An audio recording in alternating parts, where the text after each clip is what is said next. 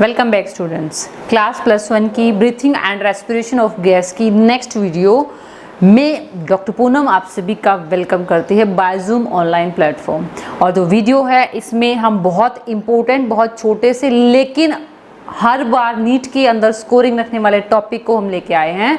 Topic है the difference between the Bohr effect and Haldane effect. हम यहाँ पे दो इफेक्ट पढ़ने वाले हैं, बोहर एंड हाल्डेन इफेक्ट। दोनों आपस में अपोजिट है, बहुत सिंपल से दिखने वाले हैं लेकिन बहुत ही इम्पोर्टेंट हैं।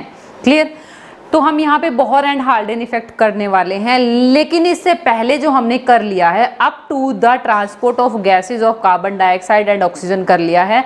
ऑक्सीजन में बहुत ही इंपॉर्टेंट हमने ऑक्सीजन हीमोग्लोबिन डिसोसिएशन कर्व कर लिया है, और कार्बन डाइऑक्साइड के केस में हमने क्लोराइड शिफ्ट या हैम्बर्गर्स फिनोमिना कर लिया है। क्लियर?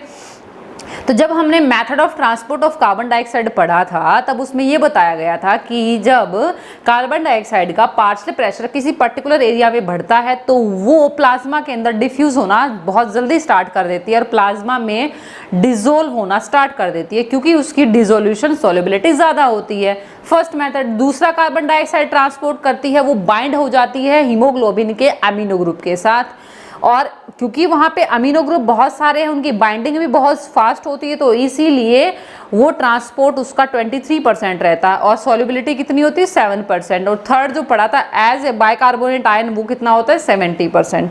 तो उसमें आपको ये बताया गया था कि जो हीमोग्लोबिन जब कार्बन डाइऑक्साइड ब्लड के अंदर जाती है तो वो ब्लड के अंदर से आरबीसी के अंदर जैसे ही ट्रांसपोर्ट करेगी, क्योंकि आरबीसी के पास कार्बोनिक एनहाइड्रेज एंजाइम है, तो जैसे ही बाइंड करती है there is the formation of bicarbonate ion in the presence of enzyme carbonic anhydrase.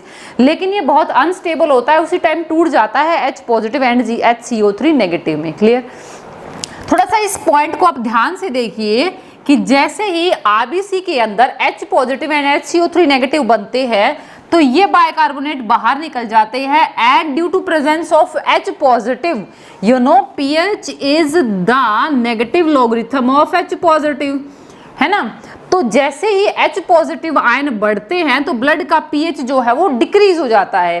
तो pH के डिक्रीज होने से, ब्लड का pH डिक्रीज होने से वहां पर जो हीमोग्लोबिन ऑक्सीजन के साथ बाइंड था वो फटाफट टूटने लग जाता है।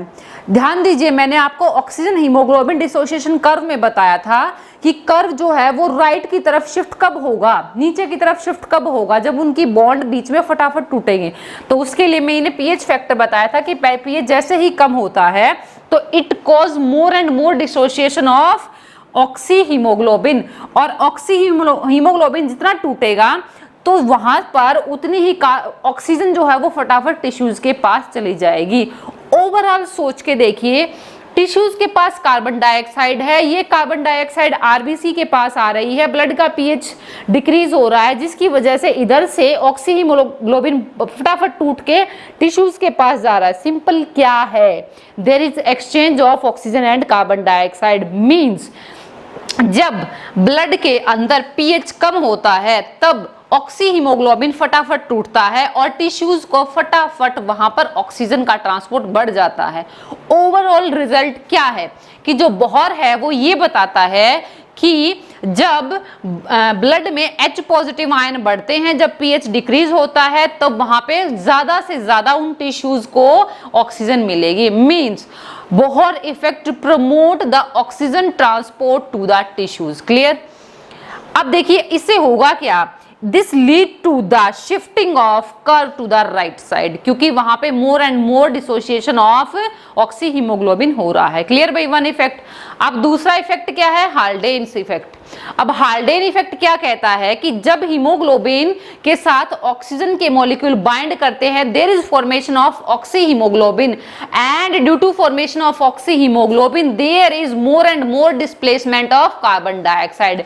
Means Haldane effect promote the carbon dioxide transport from the tissues to the lungs, and Bohr effect promote more and more transport of the oxygen from lungs to the tissues. This is the main difference between the Bohr and Haldane effect. छोटा सा बहुत important था, but it's very very important to clear for the students. तो ये video आपको कैसी लगी बेटा स्टूडेंट्स, मुझे जरूर बताना। Thank you.